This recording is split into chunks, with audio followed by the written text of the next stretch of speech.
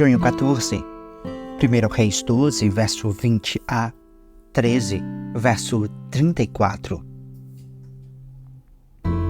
Quando o povo de Israel soube que Jeroboão tinha voltado do Egito, convocou uma assembleia e o proclamou rei sobre todo o Israel. Apenas a tribo de Judá permaneceu leal à família de Davi. Quando Roboão chegou a Jerusalém, mobilizou os homens das tribos de Judá e Benjamim, 180.000 dos melhores soldados, para guerrearem contra Israel e recuperarem o reino. Deus, porém, falou a Simaías, homem de Deus: diga a Roboão, filho de Salomão, rei de Judá, e a todo o povo de Judá e Benjamim e ao restante do povo: assim diz o Senhor, não lutem contra seus compatriotas, os israelitas. Voltem para casa, pois eu mesmo fiz isso acontecer. Eles obedeceram à palavra do Senhor e voltaram para casa, conforme o Senhor havia ordenado. Então, Jeroboão fortificou a cidade de Siquém, na região montanhosa de Efraim, e se estabeleceu ali. Mais tarde, fortificou Peniel. Jeroboão pensou: se eu não tiver cuidado, o reino voltará à dinastia de Davi. Quando o povo for a Jerusalém para oferecer sacrifícios no templo do Senhor, voltará a ser leal a Roboão, rei de Judá. Eles me matarão e o proclamarão rei deles. Então, seguindo a recomendação de seus conselheiros, o rei fez 2 bezerros de ouro. Disse ao povo: é complicado demais ir a Jerusalém para adorar. Veja, Israel, estes são os deuses que tiraram vocês do Egito. Colocou um dos bezerros em Betel e o outro em Dan, nos 2 extremos de seu reino. Isso se tornou um grande pecado, pois o povo viajava até Dan, ao norte, para adorar o ídolo que ficava ali. Jeroboão também construiu santuários idólatras e designou para serem sacerdotes homens do povo, que não eram da tribo sacerdotal de Levi. Instituiu uma festa religiosa em Betel, no 15º dia do 8º mês, uma imitação da festa celebrada todos os anos em Judá. Ali em Betel, Jeroboão ofereceu sacrifícios aos bezerros que havia feito e designou sacerdotes para os santuários idólatras que havia construído. No 15º dia do 8º mês, data que ele mesmo tinha definido, ofereceu sacrifícios no altar em Betel. Instituiu deste modo uma festa religiosa para Israel e subiu ao altar para queimar incenso. Por ordem do Senhor, um homem de Deus vindo de Judá foi até Betel e chegou ali quando Jeroboão se aproximava do altar para queimar incenso. Então, por ordem do Senhor, ele gritou: altar, altar, assim diz o Senhor, um menino chamado Josias nascerá na dinastia de Davi.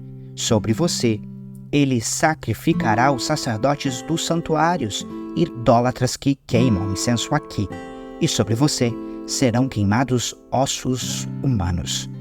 Naquele mesmo dia, um homem de Deus deu um sinal. Disse ele: o Senhor anunciou este sinal: o altar se rachará e suas cinzas se derramarão pelo chão. Quando o rei Jeroboão ouviu o homem de Deus falar contra o altar em Betel, apontou para o homem e ordenou: prendam-no. No mesmo instante, porém, a mão do rei ficou paralisada nessa posição, e ele não conseguia fazê-la voltar à posição normal. Ao mesmo tempo, uma grande rachadura apareceu no altar e as cinzas se derramaram, exatamente como o homem de Deus tinha dito na mensagem recebida do Senhor. O rei disse ao homem de Deus: por favor, peça ao Senhor seu Deus que restaure a minha mão. O homem de Deus orou ao Senhor e a mão do rei foi restaurada, e ele pôde movimentá-la novamente. Então, o rei disse ao homem de Deus: venha ao palácio comigo e coma alguma coisa, e eu lhe darei um presente.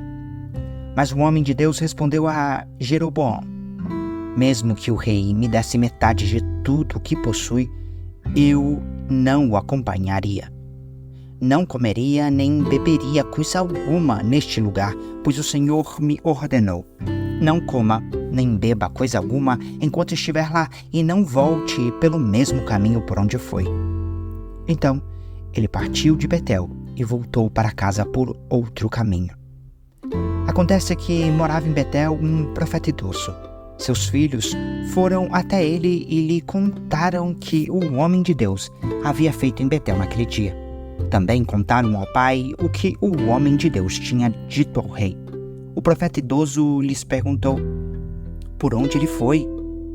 Eles mostraram ao pai o caminho por onde o homem de Deus tinha ido. Selem o jumento, disse o profeta idoso. Eles selaram o jumento para o pai e ele montou. Foi atrás do homem de Deus e o encontrou sentado debaixo de uma grande árvore. Perguntou-lhe: Você é o homem de Deus que veio de Judá? Sim, sou eu, respondeu ele.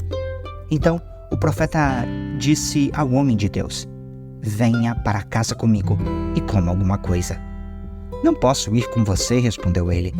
Não tenho permissão para comer nem beber coisa alguma neste lugar, pois o Senhor me ordenou: Não coma nem beba coisa alguma enquanto eu estiver lá, e não volte pelo mesmo caminho por onde foi. O profeta idoso, porém, respondeu: Também sou profeta como você, e um anjo me deu esta ordem da parte do Senhor: Traga-o para casa com você, para que ele coma pão e beba água. No entanto, estava mentindo. Eles voltaram juntos, e o homem de Deus comeu e bebeu na casa do profeta. Então, enquanto estavam sentados à mesa, veio uma ordem do Senhor ao profeta idoso. Ele falou ao homem de Deus que tinha vindo de Judá: Assim diz o Senhor: Você desafiou a palavra do Senhor e desobedeceu a ordem que o Senhor seu Deus lhe deu. Volte a este lugar que comeu e bebeu, onde ele lhe disse que não comesse nem bebesse. Por isso, seu corpo não será sepultado no túmulo de seus antepassados. Quando o homem de Deus terminou de comer e beber, o profeta idoso selou seu próprio jumento para ele, e o homem de Deus partiu. Enquanto estava a caminho, apareceu um leão e o matou.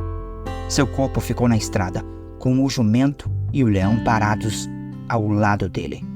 Algumas pessoas que passaram viram o corpo estendido ali, com o leão parado ao lado dele, e deram a notícia em Betel, onde morava o profeta idoso. Quando o profeta que o trouxe de volta soube do que havia acontecido, disse: É o homem de Deus que desafiou a palavra do Senhor. O Senhor cumpriu sua palavra ao fazer que o leão o atacasse e matasse. Então o profeta disse a seus filhos: Selem o jumento para mim. Eles selaram o jumento, e o profeta foi e encontrou o corpo estendido na estrada. O jumento e o leão estavam parados ao lado dele. O leão não havia comido o corpo nem atacado o jumento. O profeta colocou o corpo do homem de Deus sobre o jumento e o levou de volta à cidade para lamentar por ele e sepultá-lo. Pôs o corpo em sua própria sepultura e lamentou por ele, exclamando: Ah, meu irmão! Depois de sepultá-lo, o profeta disse a seus filhos: Quando eu morrer, enterre-me no túmulo onde está sepultado o homem de Deus. Ponham meus ossos ao lado dos ossos dele. Pois a mensagem que o Senhor ordenou que ele proclamasse contra o altar em Betel e contra os santuários idólatras na cidade de Samaria certamente se cumprirá. Mesmo depois disso, Jeroboão não se arrependeu de seus maus caminhos. Continuou a nomear sacerdotes dentre o povo comum.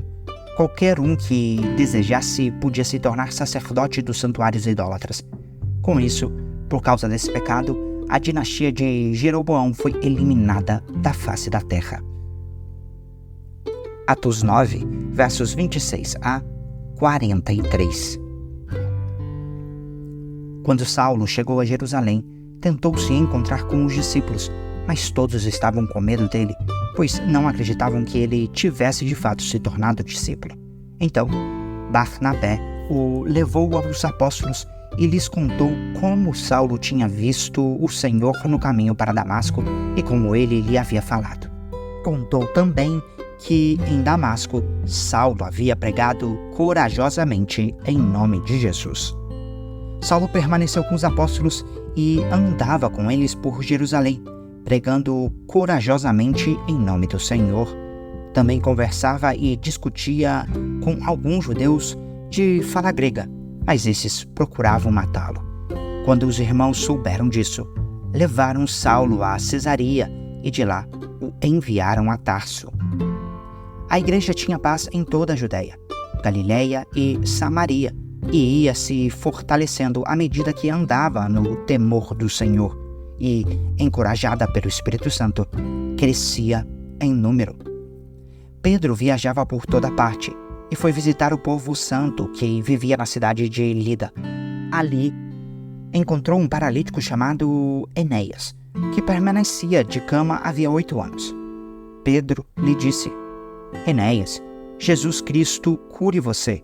Levante-se e arrume sua maca. E no mesmo instante, ele se levantou. Todos os moradores de Lida e da Sarona viram Enéas e se converteram ao Senhor.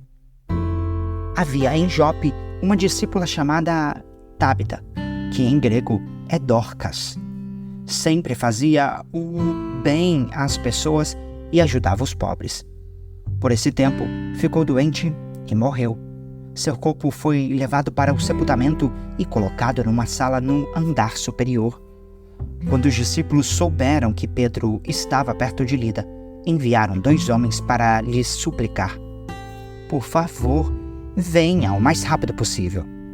Então Pedro voltou com eles e, assim que chegou, foi levado para a sala do andar superior. O cômodo estava cheio de viúvas que choravam e lhe mostravam os vestidos e outras roupas que Dorcas havia feito para elas. Pedro pediu que todos saíssem do quarto. Então, ajoelhou-se e orou. Voltando-se para o corpo da mulher, disse: Tábita, levante-se. E ela abriu os olhos. Quando ela viu Pedro, sentou-se. Ele lhe deu a mão e a ajudou a levantar-se. Em seguida, chamou os discípulos e as viúvas e a apresentou viva. A notícia se espalhou por toda a cidade e muitos creram no Senhor. Pedro ficou em Jope algum tempo, hospedado na casa de Simão, um homem que trabalhava com couro. Salmo 132, versos 1 a 18. Cântico para os peregrinos a caminho de Jerusalém. Senhor, lembra-te de Davi e de tudo que ele sofreu. Ele fez uma promessa solene ao Senhor, jurou ao poderoso de Jacó: não voltarei para casa, não descansarei em minha cama, não deixarei que meus olhos durmam, nem fecharei as pálpebras para cochilar, enquanto não encontrar lugar para a habitação do Senhor, o santuário para o poderoso de Jacó. Ouvimos dizer que a arca estava em Efrata e a encontramos nos campos de Jaar. Vamos ao santuário do Senhor, adoremos diante de seu trono. Levanta-te, Senhor, e entra no teu lugar de descanso, junto com a arca, o símbolo do teu poder. Que teus sacerdotes se vistam de justiça, que teus fiéis cantem de alegria, por causa do teu servo Davi. Não rejeites aquele que ungiste. O Senhor fez um juramento solene a Davi e prometeu jamais voltar atrás. Colocarei em seu trono um de seus descendentes. Se os seus descendentes obedecerem aos termos de minha aliança e aos preceitos que eu lhes ensino, sua linhagem real continuará por todo o sempre.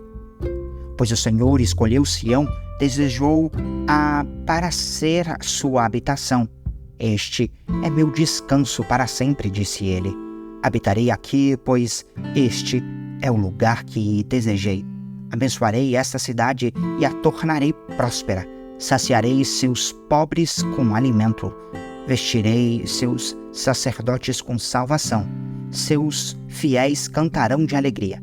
Aqui aumentarei o poder de Davi. Meu ungido será luz para meu povo. Vestirei de vergonha seus inimigos, mas ele usará uma coroa gloriosa. Provérbios 17, verso 6. Os netos são coroa de honra para os idosos. Os pais são o orgulho de seus filhos.